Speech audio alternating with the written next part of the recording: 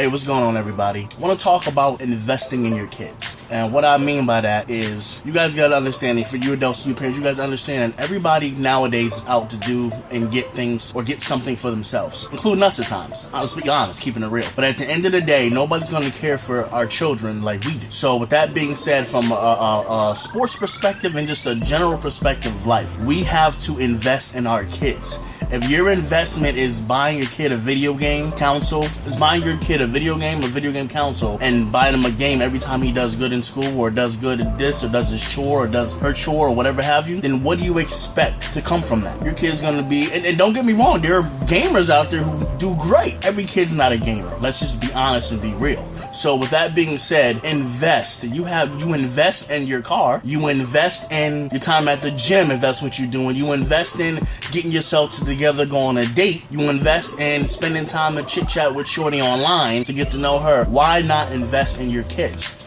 Prime example, my son Isaiah has been playing he's been athletic since I can remember, but I decided to say, okay, let me take my time to invest in him. So from 3 years old, y'all, the kid's now 12, I've invested my time pertaining to baseball, basketball, football. My reasoning for that, obviously, clearly what I'm talking about is investing in my kid, but also me being able to spend time. There was a situation that occurred when I was younger, and it had a lot to do with the color of my complexion. And as much as people want to sit there and say that's not real and it's not true and people don't do that nowadays, yes, they do. So with that being said, my ultimate goal was to obviously invest in my kid, and then to make sure that what happened to me didn't happen to him. I tell my kids all the time, and I'm telling y'all, and if you know anything about me, you'll understand. If not, what happened to me when I was playing baseball in Stamford, Connecticut, I would be on TV right now, probably interviewing with ESPN and all those guys, because we're talking about me being in my prime, 30-something years old, doing what I do, and that's play baseball. I was a hell of a baseball player, as was my dads and family and uncles and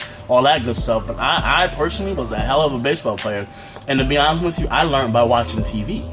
Outside of the natural athletic ability, I learned by watching TV, and a little bit my uncles told me here and there. So henceforth, I wasn't invested into as I'm investing into my son Isaiah. And the same is going for my son Jeremiah, who's now picking up his ability to play football, and my daughter Melody, who likes to dance. And I have a 5-year-old now who wants to do everything. So what do you think I'm going to do? As long as God puts strength and the ability into my body, I'm going to invest into my kid. I've invested into my home. I've invested into my marriage. Why not invest into your children? Just wanted to share that with you guys. Guys, the best thing you can do for your kids going forward, 2017 and beyond, invest in them. They want to play piano?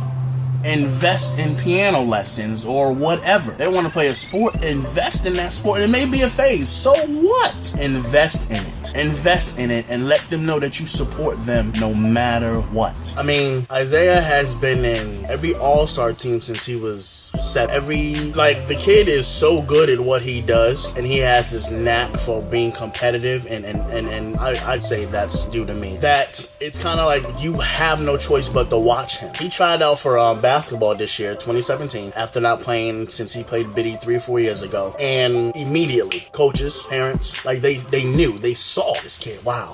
And I'm not saying that to brag, because I'm sure there are other kids out there throughout the world, throughout the country, who have that natural ability. But what would have happened if I didn't take him to the tryout? What would have happened if I would have said, nah, we're gonna stay home today, you don't play baseball, football, take a break? What would have happened? I'm the type of parent that I don't want to take chances. If it comes down to money and we can do it, great. Don't let that be a reason why you don't invest in your kid. He has grandparents, he has godparents, and if you're doing it on your own, then so be it. Make it happen. There's a rule in my house. I tell my kids, and been telling them since it was about 5-6 years old. If there's something you want to play, we'll do it. Something you want to try, we'll do it. My daughter did basketball in 5th grade, hasn't played since. Cool. The fact that this is what you want to do, we will do it. We will do it. That's my rule. You're a student. Academics come first. You're a student first, and that's the way I was taught. Was it pushed and how should I say, was it pushed and forced? To an extent, but with me, there is no extent. That's what it is. That's the rule in my household. If you're a seller's member and you live in my household under my roof, that's my rule. But at the end of the day, I still invest in my kids. My wife invests in our kids. You have to invest in your kids. Bottom line. Because if you don't, somebody will. That's somebody being a gang. That's somebody being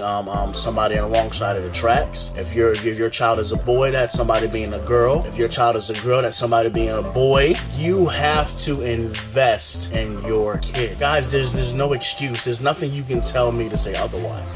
I'm single, I'm doing it by myself, so what? People have been single, raising kids on their own forever.